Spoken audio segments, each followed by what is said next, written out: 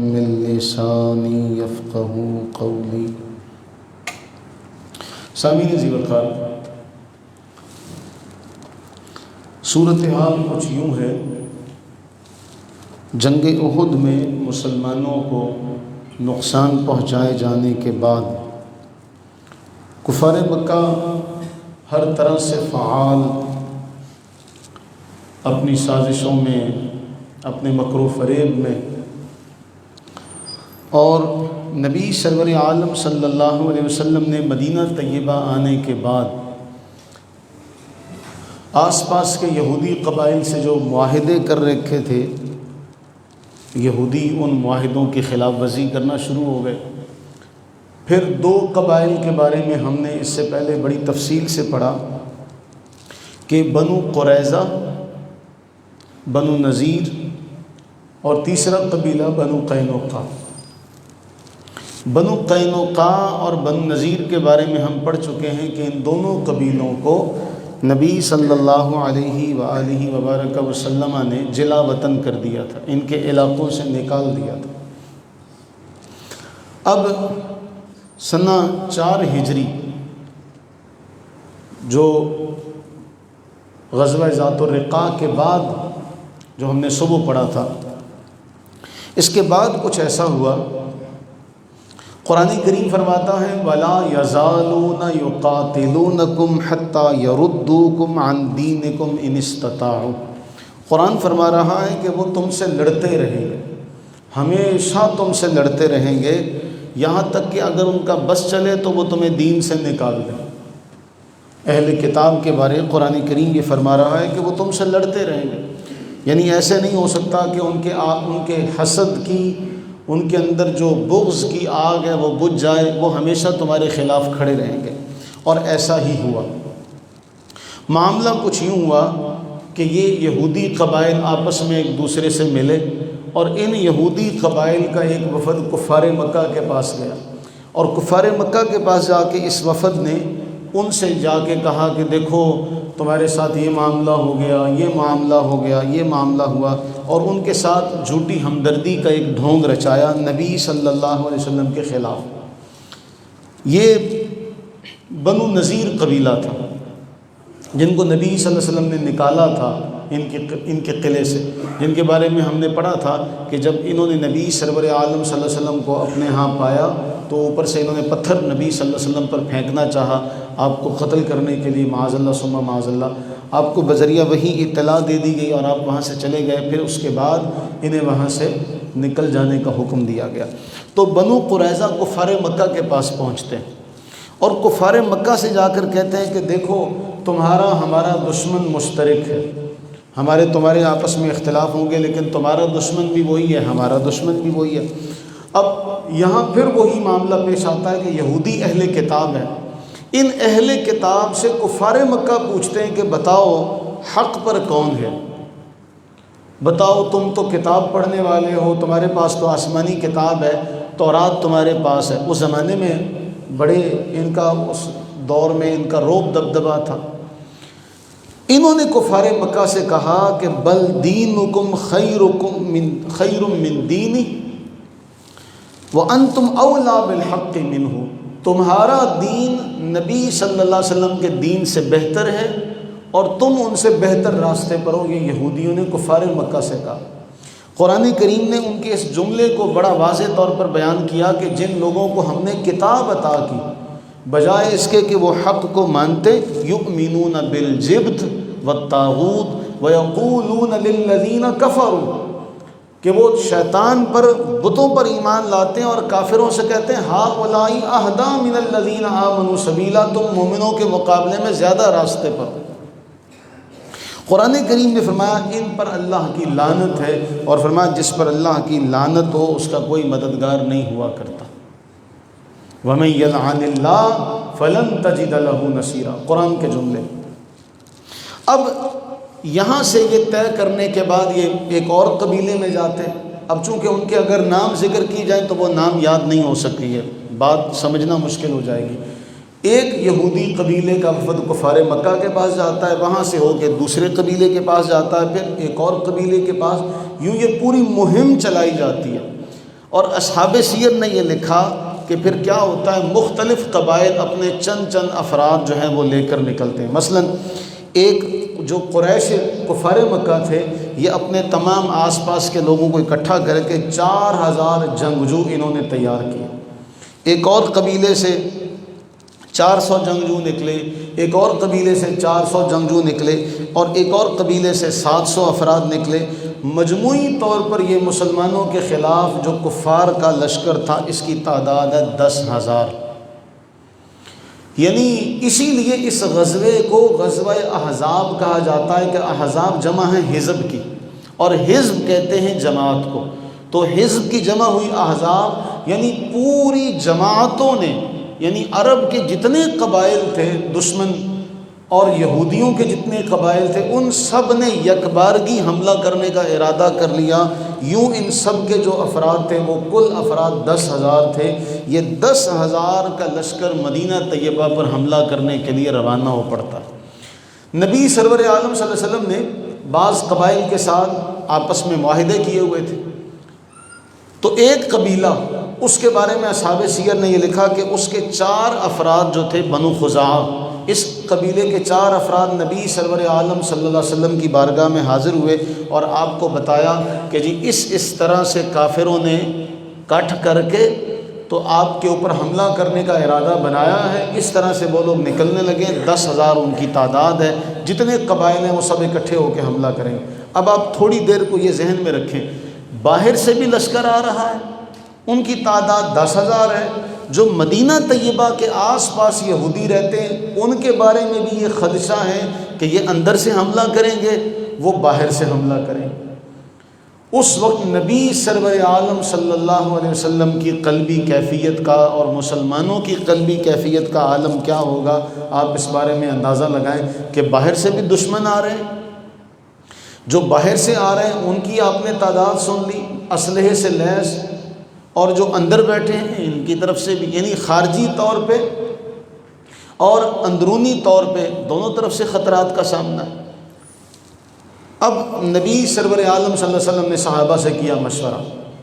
قرآن کریم نے ایک جملہ ارشاد فرمایا، وَشَاوِرْهُمْ فِي الْأَمْرِ، اے حبیب سرور عالم صلی اللہ علیہ حبیبی دائماً ابدا آپ انہیں مشورے میں شریک کیا کریں۔ اور ہر موقع پر آپ کو یہ نظر آئے گا کہ نبی صلی اللہ علیہ وسلم صحابہ سے مشورہ کرتے ہیں، مشاورت کرتے ہیں کیا کرنا چاہیے۔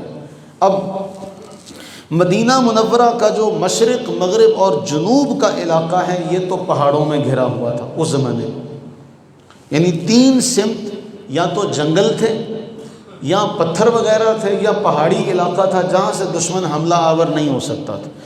ایک صرف راستہ رہتا تھا جو شمال کی سمت تھا، جو بالکل صاف تھا، جہاں اللہ تعالیٰ اپنی رحمت کا صدقہ وہاں کی حاضری عطا فرمائے۔ وہاں آج 7 مساجد بنی ہوئی ہیں۔ 7 مساجد سے مراد 7 مسجدیں، جہاں وہ 7 مسجدیں اس بات کی یادگار ہیں کہ یہیں وہ خندق جو تھی وہ کھودی گئی تھی۔ نبی سرور عالم صلی اللہ علیہ وسلم نے اصحاب سے مشورہ کیا کہ یہ شمال کی سمت ہے، اس کو محفوظ رکھنے کے لیے کیا کیا جائے۔ حضرت سلمان فارسی رضی اللہ تعالیٰ نے یہ مشورہ دیا کہ جی ایران میں جنگ اس طرح لڑی جاتی ہے کہ لوگ خندق کھودتے، عرب میں کبھی اس کا رواج نہیں تھا۔ اور یہ بھی ذہن میں رہے کہ عرب میں جب نبی سرور عالم صلی اللہ علیہ وسلم نے بدر کے موقع پر، احد کے موقع پر جب اپنے صحابہ کی صفیں سیدھی کروائیں، تو اس سے پہلے کبھی جنگ میں صف کا اصول نہیں تھا۔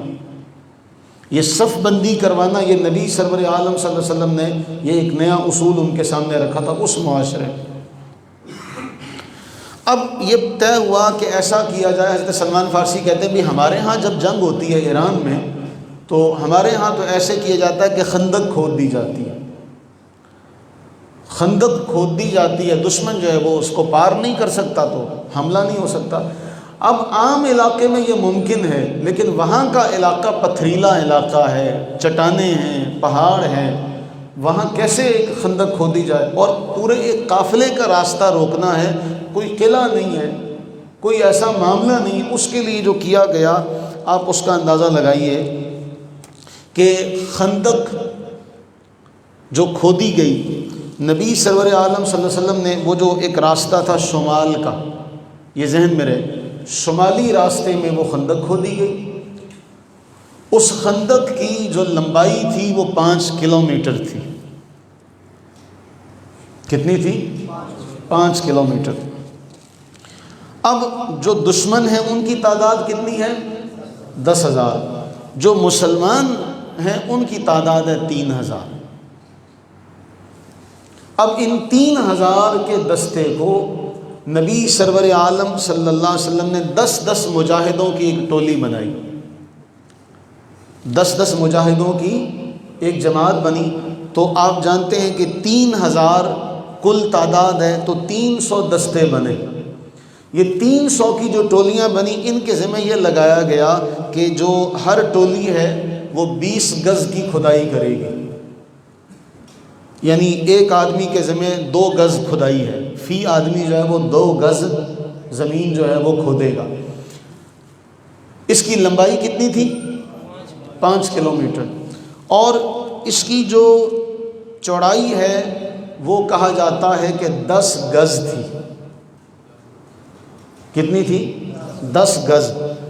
ہمارا جو سوٹ بنتا ہے وہ کتنے گز کا بنتا ہے؟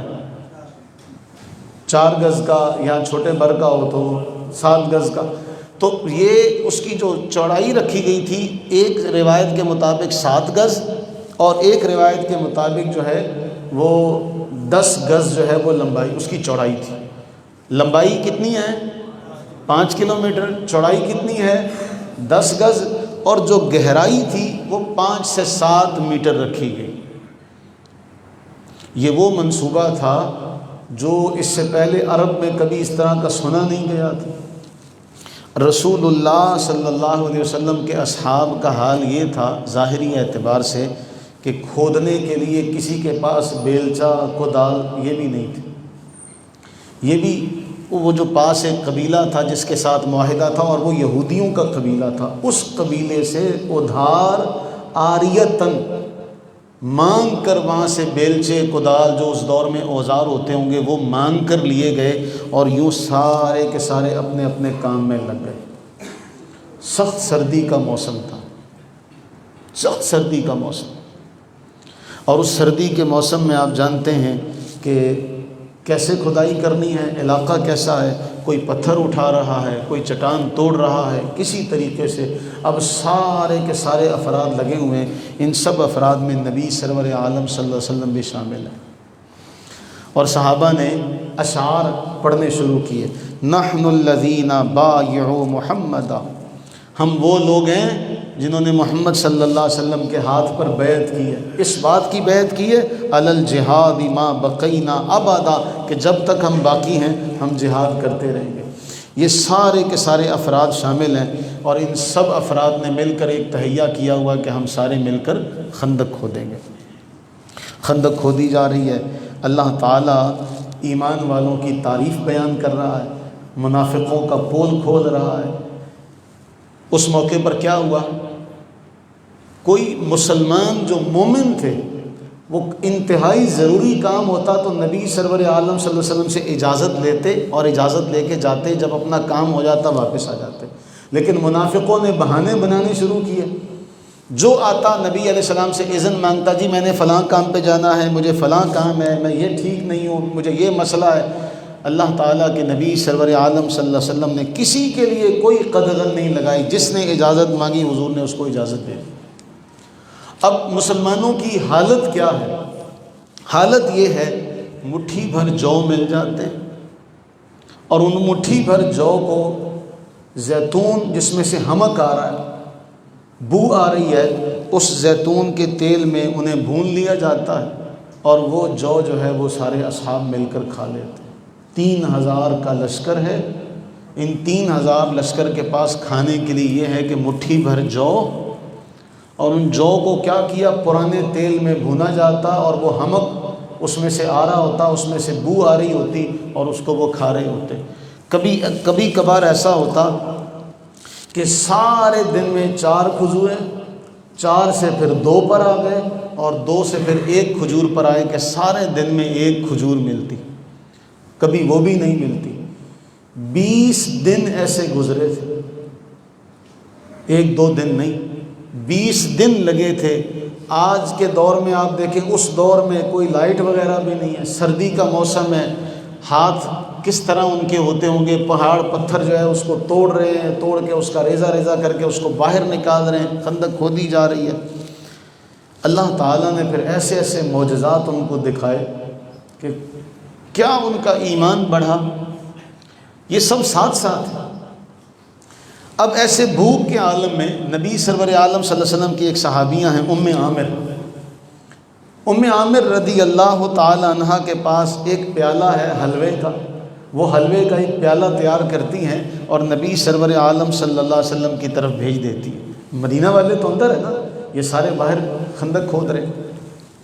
اچھا میں پھر بتا دوں کہ جو خندق جو ہے نبی سرور عالم صلی اللہ علیہ وسلم نے کھودی تھی، اس کے حوالے سے کہ جو 3 اطراف تھی وہ محفوظ تھیں، اور شمال کی سمت جو تھی اس پر خندق کھودی جا رہی ہے۔ کس سمت؟ شمال کی سمت۔ اب رسول اللہ صلی اللہ علیہ وسلم نے وہ جو حلوہ آیا نا پیالے میں، تو حضور سرور عالم صلی اللہ علیہ وسلم نے کسی کو کہا جاؤ جا کے لوگوں کو اعلان کرو تمہاری دعوت ہے رسول اللہ کی طرف، تم سب کی دعوت ہے رسول اللہ علیہ السلام کی طرف سے۔ وہ سارے حیران ہیں، 3000 کا مجمع ہے، ایک پیالہ حلوے کا ہے، اور اس میں پھر راوی کہتے ہیں کہ نبی سرور عالم صلی اللہ علیہ وسلم نے دعائے خیر کی، برکت کی دعا کی، فرمایا چند چند لوگ آتے جاؤ اور آ کر حلوہ کھاتے جاؤ اور اپنے اپنے کام پر لگ جاؤ۔ راوی کہتے ہیں 3000 افراد نے اس پیالے میں سے 10 یا 12 کی ایک ایک ٹولی آتی اس حلوے کو کھا کے چلی جاتی، سب کے سب لشکر نے وہ حلوہ پیٹ بھر کے کھایا، بعد میں پیالہ اسی کا اسی طرح بھرا ہوا۔ یہ برکات تھیں جو ان کو نصیب ہوئی تھی۔ لیکن فَإِنَّ مَعَ الْعُسْرِ يُسْرًا، إِنَّ مَعَ الْعُسْرِ يُسْرًا، مشکل کے بعد آسانی آتی ہے، تنگی کے بعد آسانی آتی ہے۔ ایک یہ معاملہ ہوا۔ دوسرا معاملہ یہ ہوا کہ رسول اللہ صلی اللہ علیہ وسلم کی ایک صحابی ہیں حضرت عمرہ، یہ رواحہ کی بیٹی ہیں، ان کے جو بھائی ہیں عبداللہ بن رواحہ وہ بھی صحابی رسول ہیں، ان کے شوہر بھی صحابی ہیں۔ ان کو بڑا خیال ہے تو انہوں نے اپنی بیٹی سے کہا یہ لپ، جسے ہم پنجابی میں کیا کہتے ہیں، بک، اور ایک اور جملہ بھی کہتے ہیں، ہاں، یہ اتنی سی کھجوریں تھیں جس کو ایسے دونوں ہاتھوں میں اکٹھا کیا جا سکتا تھا، کہ لپ بھر کے ایسا نہیں تھا کہ ہاتھ بھرے جاتے، بک اتنی بھی نہیں تھی کہ بک بھر کھجوریں بھی نہیں تھی۔ وہ کہا کہ جا کے نا اپنے ماموں کو اور اپنے ابا کو یہ کھجوریں دے دو، وہ کھا لیں، کیونکہ گھروں میں کچھ نہ کچھ تو ہوتا ہے۔ تو وہ جب بھیجا تو نبی سرور عالم صلی اللہ علیہ وسلم ادھر لے آؤ، وہ ایک رومال ایک بچھا دیا، کہا اس کے اوپر ڈھیر کر دو۔ تو وہ حیران ہے کہ یہ بک بھی کھجوریں نہیں ہیں، یہ لپ بھی کھجوریں نہیں ہیں، ان کو کیا کیا جائے گا؟ رسول اللہ صلی اللہ علیہ وسلم سے وہ بیٹی عرض کرنے لگی، اے اللہ کے نبی، یہ میری ماں نے بھیجی ہیں کہ جاؤ جا کے اپنے ماموں اور اپنے ابا جی کو دے آؤ، وہ دونوں کھا لیں گے، ان کا کچھ پیٹ بھر جائے گا، گزارا ہو جائے گا۔ اللہ کے نبی سرور عالم صلی اللہ علیہ وسلم، لاؤ کھجوریں یہاں پہ رکھو۔ کھجوریں رکھی گئی، اور جب کپڑے پر وہ بکھیر دی گئی، اللہ کے نبی سرور عالم صلی اللہ علیہ وسلم، جاؤ اصحاب خندق کو بلا کے لاؤ، جاؤ اصحاب خندق کو بلا کے لاؤ۔ وہ سب کے سب جمع ہو گئے اور آپ کے بچھائے ہوئے دسترخوان سے وہ کھجوریں کھانے لگے۔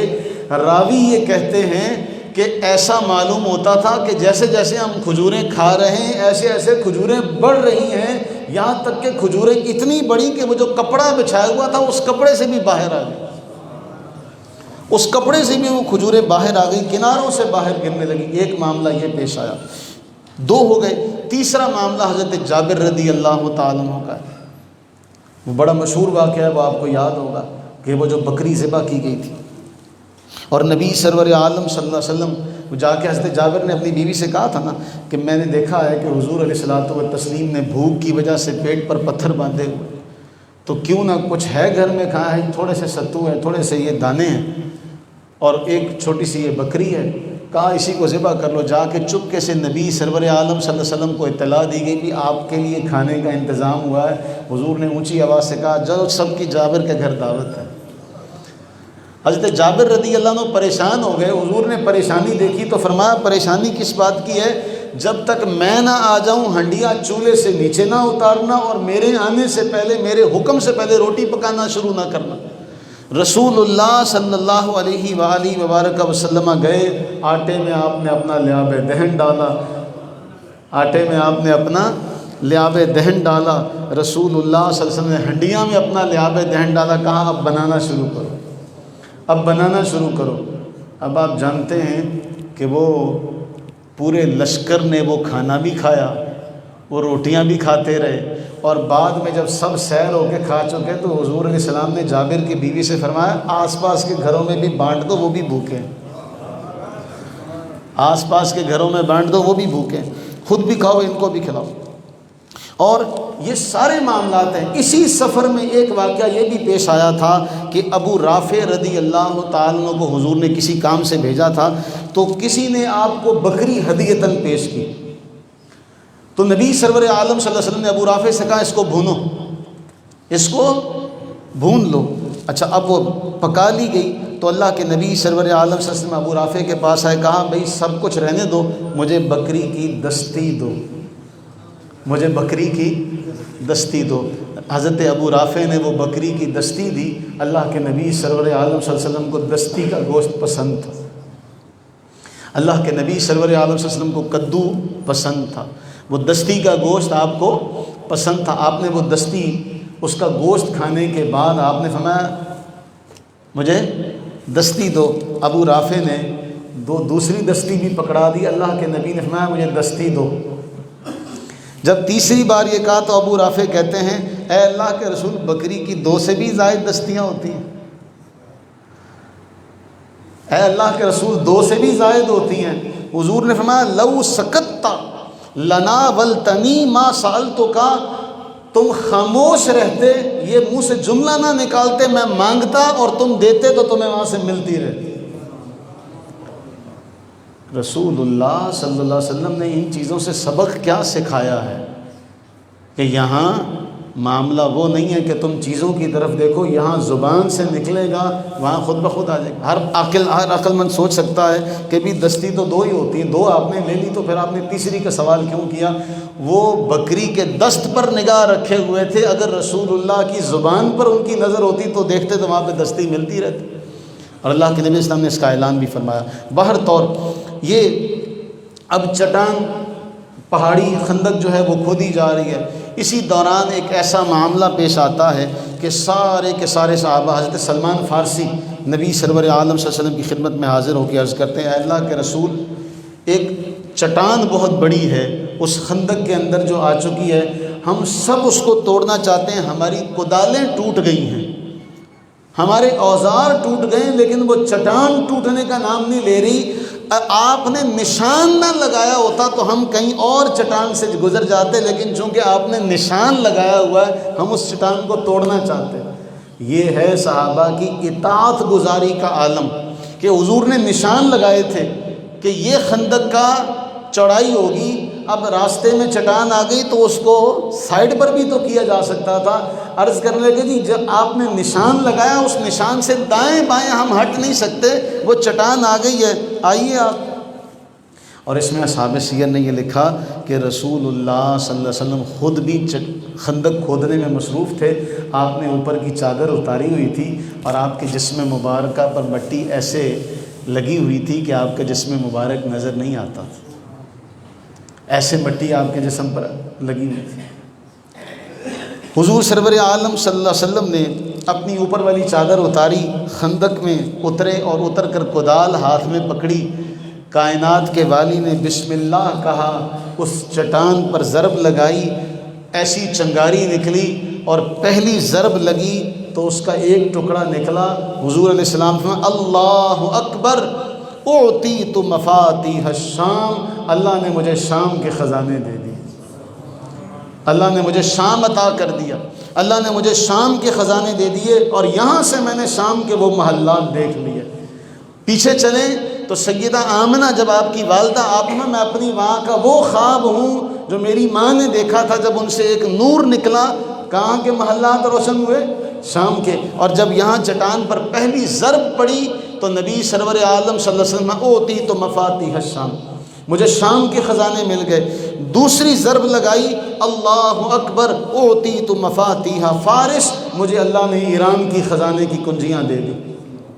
تیسری ضرب لگائی، فرمایا اللہ اکبر اوتیت مفاتیح الیمن، اللہ نے مجھے یمن بھی عطا کر دیا۔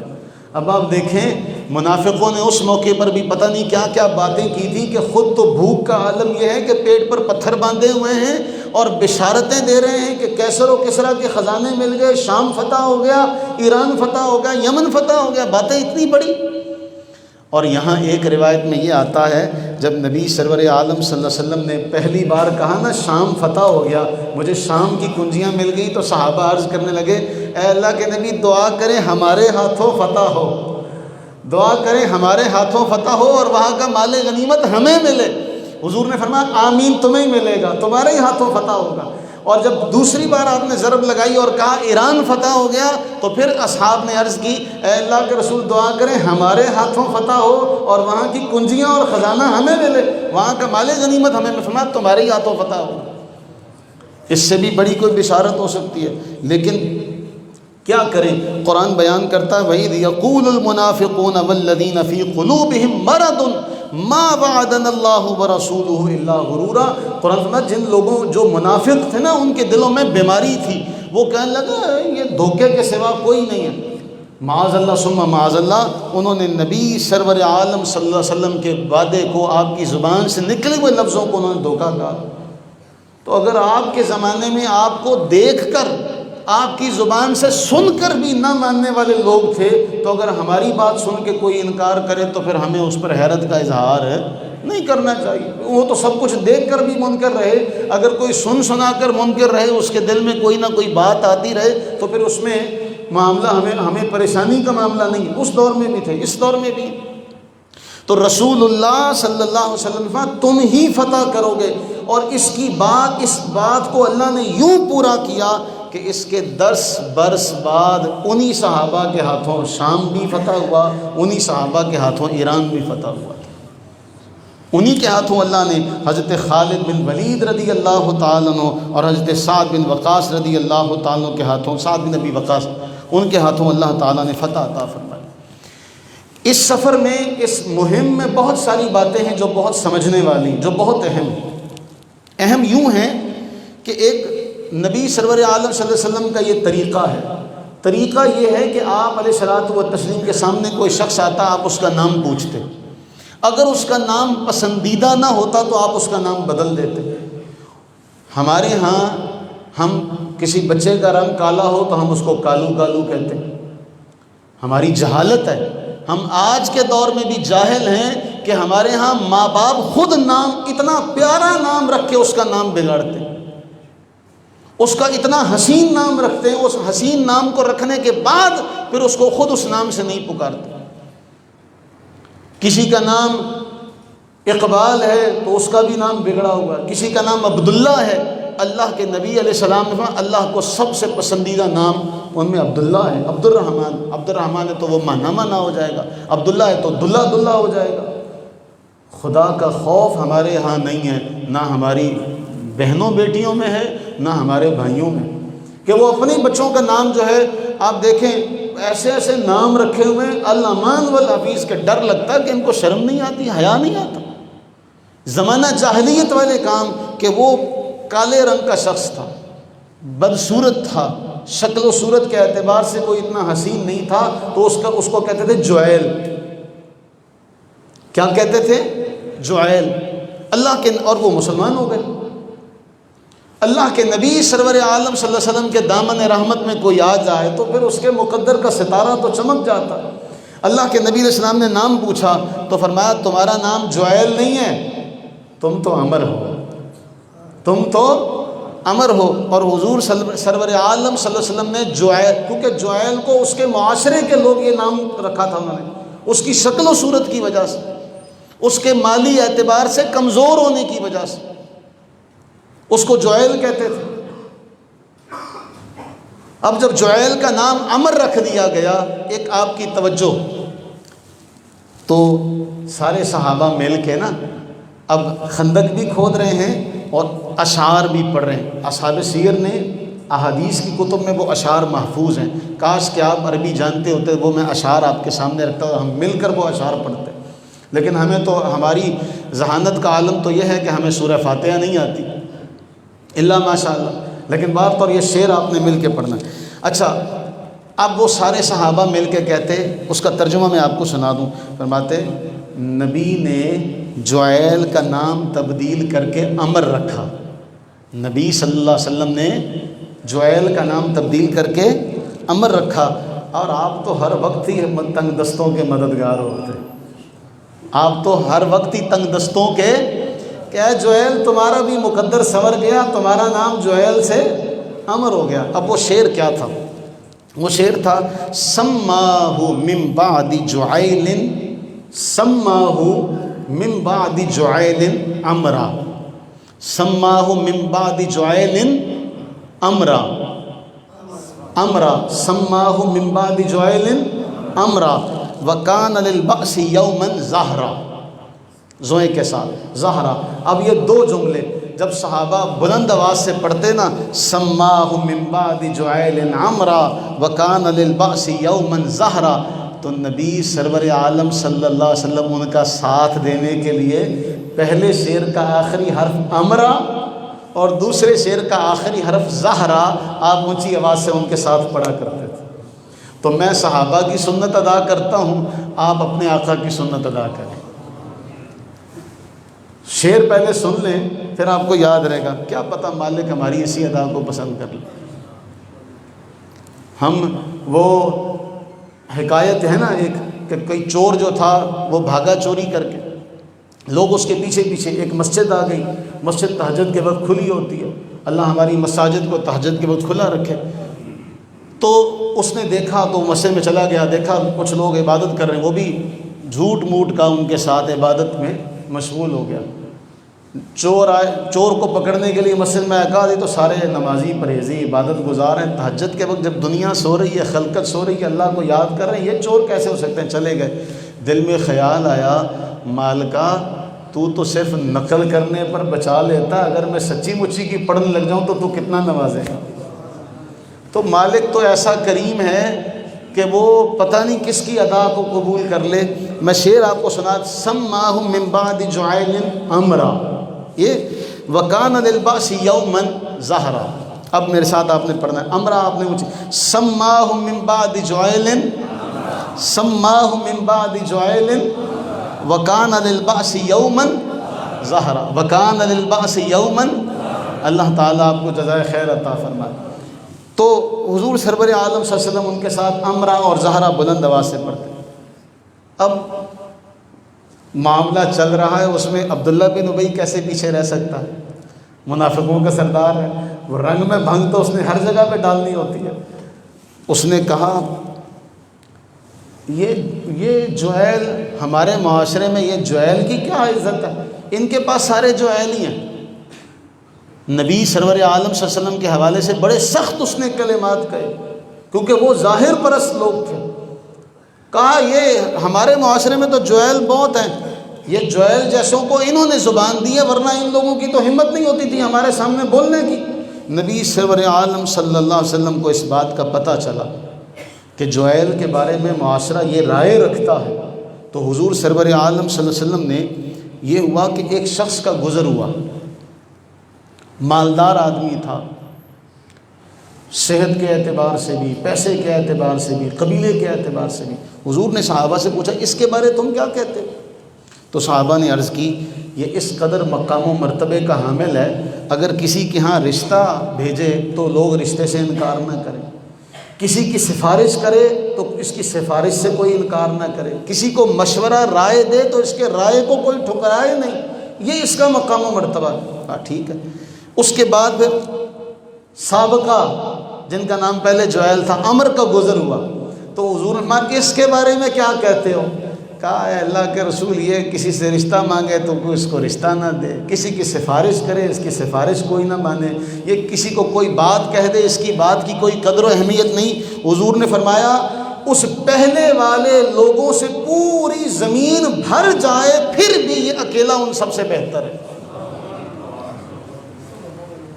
پوری زمین اس پہلے والے لوگوں سے بھر جائے نا تو یہ اکیلا ان سب سے بہتر ہے۔ عزیزو، ہم نے عزت اور معیار کا پیمانہ کچھ اور رکھا ہے، اللہ کے ہاں عزت اور معیار کا پیمانہ ان اکرمکم عند اللہ اتقاکم، اس کے ہاں معیار اور پیمانہ یہ ہے، تقویٰ ہے۔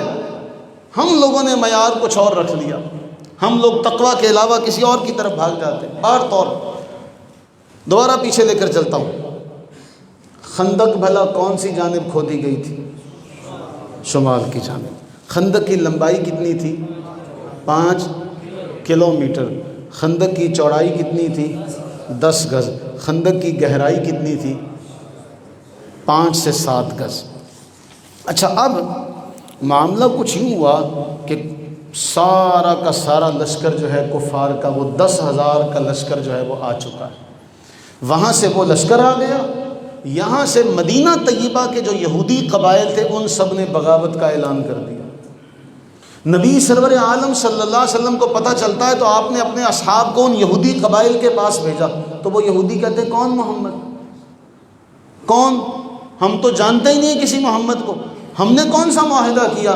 یہ پینترا بدلنے کا جو انداز ہے، اب آپ کو پیچھے پتہ چلے گا کہ ان کو جلا وطن کیا گیا تھا، اور پھر ان کو بجائے احسان مند ہونے کے جب حضرت سعد ان کے پاس پہنچے تو وہ سعد سے کہنے لگے کون محمد؟ ہم تو کسی محمد کو جانتے ہی نہیں، معاذ اللہ ثم معاذ اللہ ثم معاذ اللہ ثم معاذ اللہ، صلی اللہ علیہ حبیبہ دائما ابدا وبارک وسلم، صلی اللہ علیہ حبیبہ دائما ابدا وبارک وسلم، صلی اللہ علیہ حبیبہ دائما ابدا وبارک وسلم۔ ہم تو جانتے ہی نہیں۔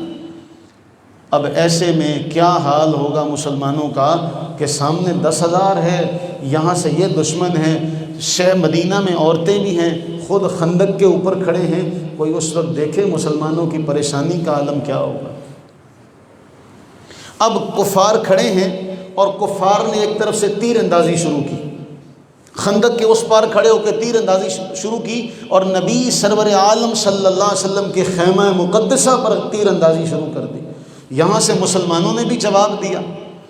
اب آپ ایک بڑا حسین نکتہ ہے، وہ جو کافروں کی طرف سے تیر اندازی کرنے والے تھے وہ حضرت خالد بن ولید تھے۔ جب وہ تیر اندازی کر کے اور یہاں سے مسلمانوں کے جوابی وار سے شکست کھا کے پیچھے ہٹنے لگے تو کافروں نے کہا کوئی حیا نہیں، کوئی خیال نہیں، شکست خوردہ ہو کے واپس آ رہے ہو۔ لیکن یہی خالد جب حضور کی شفقت میں دامن رحمت میں پناہ لیتا ہے تو اسی خالد کو اللہ سیف اللہ بنا دیتا ہے۔ اصل معاملہ پھر کہاں ہے؟ اصل معاملہ یہاں ہے کہ حضرت خالد بن ولید اس طرف تھے تو یہاں فتح تھی، حضرت خالد بن ولید رضی اللہ تعالیٰ اسلام کے دامن میں آئے تو اللہ تعالیٰ نے پھر انہیں وہ جوہر بنایا کہ پھر تلواریں بھی ان کے ہاتھ سے دوسروں کی ٹوٹتی ہیں، انہیں سیف اللہ کہا جاتا ہے۔ لیکن کمال یہ ہے کہ ہم عہدوں کے پیچھے بھاگتے ہیں، ہم اپنے اسٹیٹس کے پیچھے بھاگتے ہیں۔ جب سیدنا عمر فاروق رضی اللہ عنہ کے دور خلافت میں ہمارے دوست نے بڑا حسین نکتہ بیان کیا، وہ کہتے ہیں کہ یہ ہوتی ہے خدمت، کہ آپ نے کام کرنا ہو دین کا تو آپ کہیں بھی رہ کر سکتے ہیں، اس کے لیے اسٹیٹس کی ضرورت نہیں، اس کے لیے کرسی کی ضرورت نہیں، اس کے لیے عہدے کی ضرورت نہیں۔ خالد ابن ولید رضی اللہ تعالیٰ کے جرنیل کی حیثیت سے لوگوں کے دلوں میں یہ بات گھر کر گئی کہ خالد بن ولید کی وجہ سے لوگ جیتتے ہیں، گویا خالد جس لشکر میں ہو وہ فتح یاب ہوتا ہے۔ حضرت عمر فاروق رضی اللہ تعالیٰ اس عقیدے کو کمزور کرنے کے لیے، ختم کرنے کے لیے حضرت خالد بن ولید رضی اللہ تعالیٰ کو کمانڈر کے عہدے سے ہٹا دیتے ہیں۔ تو خالد بن ولید کیا کہتے ہیں؟ اسلام کے لیے لڑنا ہے، کمانڈر ہوں تب بھی اسلام کے لیے لڑنا ہے، سپاہی ہوں تب بھی اسلام کے لیے لڑنا ہے، مجھے اس سے کوئی غرض نہیں، نہ میں عہدے کی وجہ سے لڑتا ہوں نہ عہدوں کی وجہ سے لڑوں گا، میں تو اسلام کی سربلندی کی خاطر لڑتا ہوں، جرنیل ہوں تب بھی اسلام کی خاطر، سپاہی ہوں تب بھی اسلام کی خاطر۔ لیکن ہمارے ہاں یہ معاملہ ہمیں سمجھ میں نہیں آتا۔ بہرطور یہ معاملہ ایسا ہوا کہ اس معاملے کی وجہ سے نبی سرور عالم صلی اللہ علیہ وسلم اس خندق میں مصروف رہے، آپ کی نمازیں بھی قضا ہوئی، آپ کی نمازیں بھی قضا ہوئیں، اور رسول اللہ صلی اللہ علیہ وآلہ وبارک وسلم نے فرمایا اللہ تعالیٰ ان کے گھروں کو آگ سے بھر دے کہ ان کی وجہ سے میری نمازیں ختم ہو گئی۔ ہم نمازیں نہیں پڑھ سکے، اللہ تعالیٰ ان کے گھروں کو، ان لوگوں کو اللہ تعالیٰ آگ میں ڈالے کہ ان کی وجہ سے ہمارا یہ معاملہ ہو گیا۔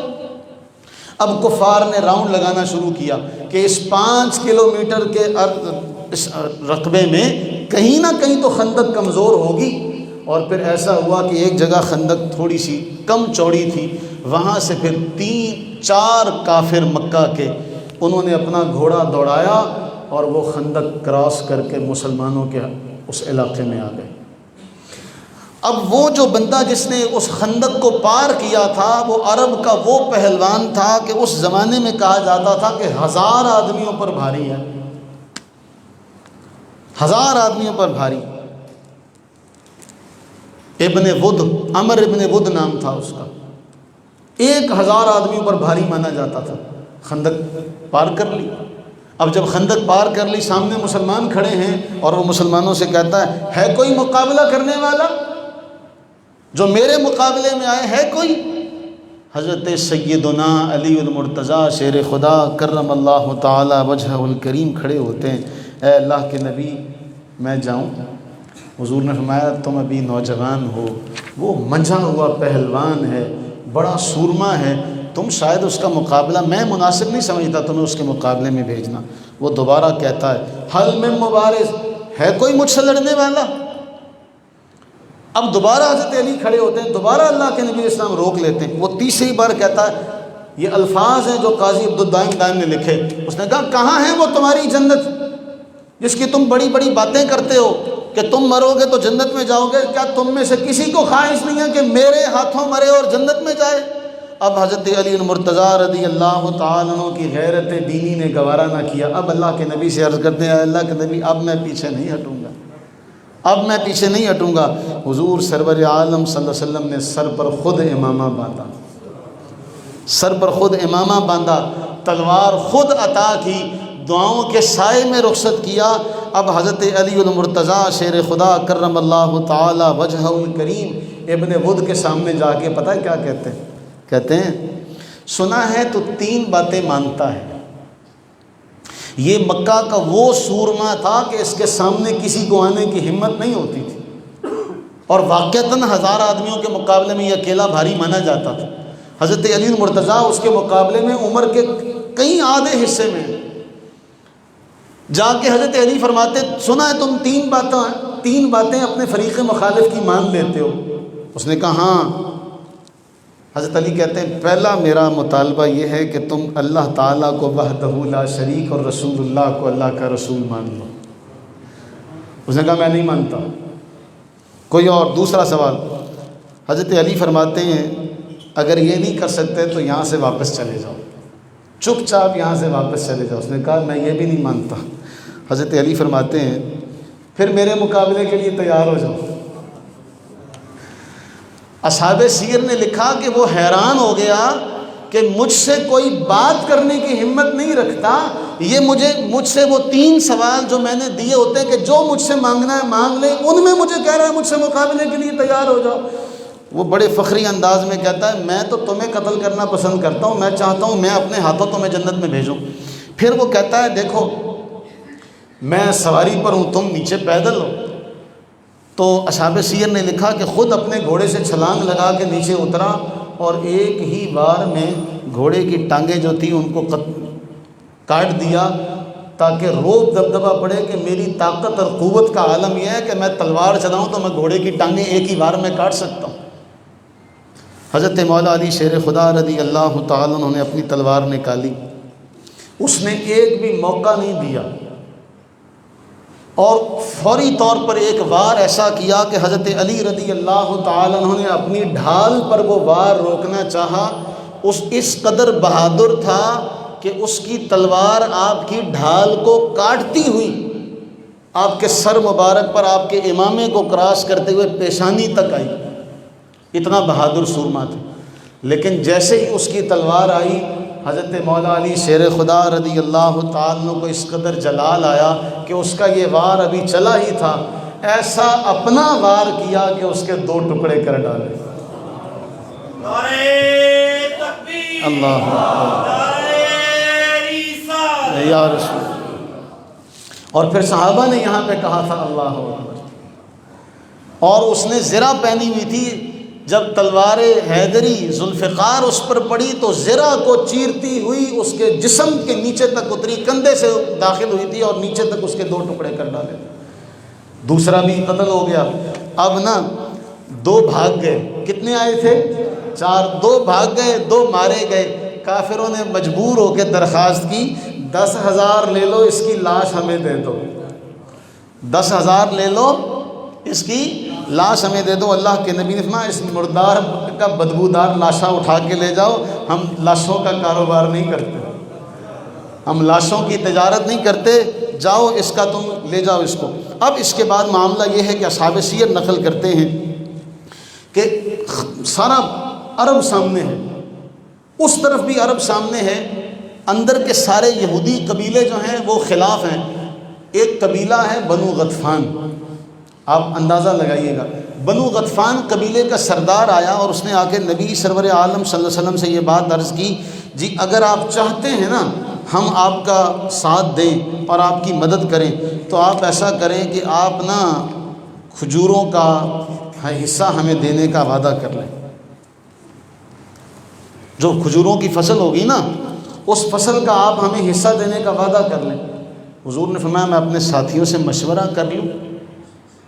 ایک ہم نے پہلے پڑھا، یہ ہے نبی سرور عالم صلی اللہ علیہ وسلم کا بڑا پن۔ اس موقع پر بھی آپ فرماتے ہیں کہ میں اس صورتحال میں اپنے ساتھیوں سے مشورہ کر لوں۔ آپ ان کے سرداروں کو بلاتے ہیں، انصار سرداروں کو بلا کے آپ نے کہا دیکھو سارا عرب باہر کھڑا ہے، خندق کے اس پار 10,000 جنگجو ہیں، ان سے لڑیں گے، اندر ان سے لڑیں گے، کس سے لڑیں گے؟ کیوں نہ ایک قبیلہ ہماری حمایت کے لیے آ رہا ہے اور بدلے میں وہ ہم سے کیا مانگتا ہے؟ وہ کہتا ہمیں مدینہ کی کھجوروں میں سے حصہ دے دو۔ پتہ ہے صحابہ نے کیا عرض کی؟ انہوں نے عرض کی اے اللہ کے نبی یہ آپ وحی کے ذریعے کہہ رہے ہیں، یہ آپ وحی کے ذریعے کہہ رہے ہیں کہ آپ کو وحی آئی ہے، یا آپ مشورہ دے رہے ہیں؟ اللہ کے نبی سرور عالم صلی اللہ علیہ وسلم فرمانے لگے میں مشورہ دے رہا ہوں، وحی کے ذریعے بات نہیں کر رہا۔ پھر پتہ ہے انہوں نے جواب دیا، انہوں نے کہا جب ہم لوگ کافر تھے، بت پرست تھے، ان لوگوں کی تب جرت نہیں ہوئی تھی ایک کھجور ہماری اجازت کے بغیر اٹھا دیں، جب ہم گمراہ تھے تب ان کو ایک کھجور نہیں دی، اب تو ہم راہ راست پر ہیں، اب ان کو کیسے دے دیں گے؟ اب ان کو کھجوریں کیسے دے دیں؟ حصہ دے دیں؟ یہ تو جب ہم کافر تھے، جب ہم گمراہ تھے تب ان کی جرت نہیں تھی کہ ہم سے ایک کھجور لے لیں، اب یہ ہم سے کھجوروں کا حصہ مانگتے ہیں۔ اب ایسا نہیں ہو سکتا کہ ہم ان کو کھجوروں کا حصہ دیں۔ حضور فرمانے لگے میں نے تو ایک رائے تمہارے سامنے رکھی تھی، کہا ہم اس رائے کو نہیں مانتے، ہم ان کو کچھ نہیں، ہم ان سے جنگ کریں گے۔ اللہ کے نبی سرور عالم صلی اللہ علیہ وسلم نے حضرت حذیفہ رضی اللہ تعالیٰ عنہ کو بھیجا تھا کہ جاؤ حذیفہ دشمن کا حال پتہ کر کے آؤ، خندق پار جاؤ، ان کا حال پتہ کرو اور کسی کو کہنا کچھ نہ۔ اور معاملہ کچھ یوں کہ اصحاب سیر فرماتے ہیں کہ نبی سرور عالم صلی اللہ علیہ وسلم نے ٹھنڈی راتیں ہیں، فرمایا کون جائے گا کافروں کی خبر لے کر آئے گا؟ ایک بار بھی کہا، کوئی کھڑا نہ ہوا۔ اللہ کے نبی سرور عالم صلی اللہ علیہ وسلم نے دوسری بار کہا بھئی کون کھڑا ہوگا؟ کوئی کھڑا نہ ہوا۔ تیسری بار پھر میرا نام لے کے کہا حذیفہ تم جاؤ۔ تو میں نے عرض کی جی ٹھنڈک کے مارے ٹھٹھر رہا ہوں، میں کیسے جاؤں گا؟ اللہ کے نبی سرور عالم صلی اللہ علیہ وسلم نے میرا نام لے کے کہا حذیفہ کھڑے ہو جاؤ، جاؤ جا کے دشمن کی خبر لاؤ۔ کہتے ہیں میرا نام لینے کی دیر تھی، ایسے تھا گویا میں گرم حمام میں چل رہا ہوں۔ جدید دور میں آپ یوں کہہ لیں کہ میرے آس پاس ہیٹر لگے ہوئے ہیں سردی کے عالم میں، اور میں آرام سے چلتا چلا جا رہا ہوں، مجھے کوئی سردی نہیں لگ رہی، جیسے میں حمام میں ہوں۔ ایسی گرمی کا موسم ہے۔ میں گیا، اب 2-3 کافر میری تلوار کی تیر کی زد میں تھے، لیکن چونکہ حضور کا حکم تھا کسی سے چھیڑ چھاڑ نہ کرنا، میں دیکھ دو کے سب کو واپس آ گیا۔ اب جب میں واپس آیا تو مجھے دوبارہ سردی لگنے لگی۔ حضور سرور عالم صلی اللہ علیہ وسلم نے اپنا کمبل مجھے دیا، جو آپ کا کمبل تھا آپ نے مجھے وہ دیا، میں وہ لے کر ایسا سویا کہ صبح کافی دن چڑھ گیا، تو آپ نے مجھے کہا او صبح دیر تک سونے والے اٹھ جا، دن چڑھ گیا۔ تو میں پھر کھڑا ہو گیا۔ یہ ہے صحابہ کرام کا جذبہ ایمانی۔ دعا مانگی، اللہ تعالیٰ نے ایسی ہوا بھیجی جس ہوا سے کافروں کے خیمے اکھڑ گئے، ان کی ہانڈیاں الٹ گئی، اور وہ وہاں سے راہ فرار اختیار کرنے کے علاوہ ان کے پاس کوئی راستہ نہیں تھا۔ اب اس سب کے بعد نبی سرور عالم صلی اللہ علیہ وسلم کو اللہ تعالیٰ نے فتح و نصرت سے نوازا کہ وہ 10,000 کا 10,000 لشکر ناکام و نامراد ہو کے دوبارہ مکہ کی طرف پلٹا۔ اس کے بعد حضور نے ایک جملہ فرمایا آج کے بعد یہ ہم پر حملہ نہیں کریں گے بلکہ ہم ہی ان پہ چڑھائی کریں گے، یہ ہم پہ حملہ نہیں کریں گے۔ اور پھر تاریخ نے ایسا دیکھا کہ اس کے بعد پھر ان کی ہمت نہ ہوئی کہ وہ آپ پہ حملہ آور ہو سکتے۔ لیکن یہاں تک جو معاملہ ہے 13 سال اور 13 سال کے بعد یہ 5 سال، 13 اور 5 18 سال کی جد و جہد ہے۔ 18 سال ہم تو دین کی خاطر کوئی 1 منٹ کی محنت کر لیں ہم تھک جاتے ہیں۔ نبی سرور عالم صلی اللہ علیہ وسلم نے اپنے ہتھیار اتارے تو فوراً جبریل امی آپ کی خدمت میں حاضر ہوئے، اے اللہ کے نبی ابھی ہم نے ہتھیار نہیں اتارے، ابھی تو یہودیوں کی خبر لینی ہے، ابھی تو یہودیوں کی خبر لینی ہے، آپ نے ہتھیار اتار دیے، ہم نے ہتھیار نہیں اتارے، ان کی بھی خبر لینی ہے۔ پھر ان یہودیوں کو پھر قتل کیا گیا تھا۔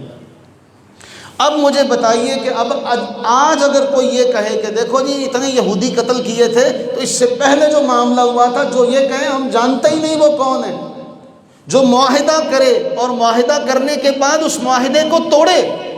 آج کوئی حکومت کے خلاف کھڑا ہو جائے تو حکومت اس کو کوئی سننے کا موقع دیتی ہے؟ پوری دنیا میں کہیں بھی کوئی حکومت کی رٹ کو چیلنج کرے تو کوئی حکومت اس کو موقع نہیں دیتی، کوئی حکومت اس کو برداشت نہیں کرتی کہ ہمارے خلاف یہ کھڑا ہوا، چاہے وہ امریکہ ہو، چاہے وہ برطانیہ، یورپ کا کوئی ملک ہو، وہ اپنے خلاف کھڑا ہونے والے، حکومت کے خلاف کھڑا ہونے والے کسی کو مہلت نہیں دیتا۔ تو جو نبی سرور عالم صلی اللہ علیہ وسلم کے خلاف کھڑا ہو، اور آپ نے پہلے ان کو مہلت دی تھی، اس کے بعد نبی سرور عالم صلی اللہ علیہ وسلم نے ان کے ساتھ یہ معاملہ کیا تھا، اور اس میں بھی پھر یہ ہوا کہ جو انصار کے سردار تھے حضرت سعد رضی اللہ تعالیٰ عنہ، میں بات کو سمیٹ رہا ہوں، حضرت سعد رضی اللہ تعالیٰ عنہ کو ایک زخم آیا تو آپ نے دعا مانگی، اے اللہ مجھے کچھ پیارا نہیں ہے سوائے اس کے کہ میں تیرے راستے میں جہاد اور قتال کروں، اگر اب اس کے بعد ہمارے اور ان کے درمیان لڑائی نہیں ہونی تو مجھے اپنے پاس بلا لے، اگر ہماری اور ان کی لڑائی دوبارہ ہونی ہے تو اے اللہ مجھے زندگی عطا فرما دے تاکہ میں ان کا حشر دیکھنا چاہتا ہوں۔ اور پھر ایسا ہوا کہ حضرت سعد رضی اللہ تعالیٰ کی یہ دعا قبول ہوئی، اور پھر ان کے فیصلے سے پھر کیا ہوا، ادھر یہودیوں کو قتل کیا گیا، ادھر حضرت سعد کی رگ جو تھی وہ پھٹی اور اس سے خون جاری ہوا کہ خیمے سے باہر نکلا، اور حضرت سعد رضی اللہ تعالیٰ جام شہادت نوش کرتے ہوئے رب کے پاس حاضر ہو گئے۔ اور پھر جب حضرت سعد رضی اللہ تعالیٰ عنہ کا جنازہ اٹھایا گیا تو صحابہ کہتے ہیں اے اللہ کے رسول اس سے ہلکا جنازہ تو ہم نے آج تک نہیں دیکھا، اس سے ہلکا جنازہ تو ہم نے آج تک نہیں دیکھا۔ فرمایا بتائے سعد کا جنازہ ہلکا کیوں تھا؟ فرمایا فرشتوں کی وہ جماعت زمین پر اتری جو اس سے پہلے کبھی نہیں آئی تھی، انہوں نے سعد کا جنازہ اٹھایا ہوا تھا۔ اور پھر فرمایا کہ سعد بن معاذ رضی اللہ تعالی عنہ کی موت پر رب کا عرش بھی ہل پڑا ہے۔ میرے عزیزو یہ وہ معاملات تھے، اور ان معاملات کے بعد دوبارہ کافروں پر مسلمانوں کا رعب دبدبہ دوبارہ سے قائم ہوا۔ پھر اس کے بعد ایسی کمر ان کی ٹوٹی کہ دوبارہ مسلمانوں پر وہ حملہ آور ہونے کا پھر ان کا خواب ہی رہا۔ لیکن عزیزو یہاں تک کے معاملات میں آپ جانتے ہیں کہ جس مشقت کا سامنا کرنا پڑا وہ بہت زیادہ ہے، تو ہر مشقت کے بعد، ہر مشکل کے بعد آسانی آتی ہے۔ آپ دنیا میں کسی بھی بڑے شخص کو دیکھیں تو آج آپ کو اس کا آج کا حال نظر آئے گا کہ یار یہ بڑا عیش و عشرت میں ہے، لیکن اس کی محنت کے ایام آپ کو نظر نہیں آئیں، اس کی ماضی کی جو جوانی کی جو بچپن کی جو محنت ہے، اس محنت کے بعد وہ کسی مقام پر پہنچتا ہے۔ چاہے کوئی بھی شخص ہو، کوئی تاجر ہے، کوئی دکاندار ہے، کوئی بزنس مین ہے، وہ شروع زیرو سے ہوتا ہے اور پھر وہ اپنی محنت کے بعد کسی اونچے مقام پر پہنچتا ہے۔ ہمیں اس کا آج کا حال نظر آ رہا تھا، ہم سمجھتے بھی ہم بھی اس کے جیسے بن جائیں، لیکن اس کے اس مقام تک پہنچنے کے پیچھے سالوں کی محنت ہوتی ہے جس کو ہم کبھی نظر انداز کر دیتے ہیں اور اس کی طرف نظر نہیں کرتے۔ یہی ہمارا معاملہ اسلام کے ساتھ ہے۔ یہ شہادت گہے الفت میں قدم رکھنا ہے۔ لوگ آسان سمجھتے ہیں مسلمان، آج ہماری یہ ذمہ داری ہے، من حیث القوم من حیث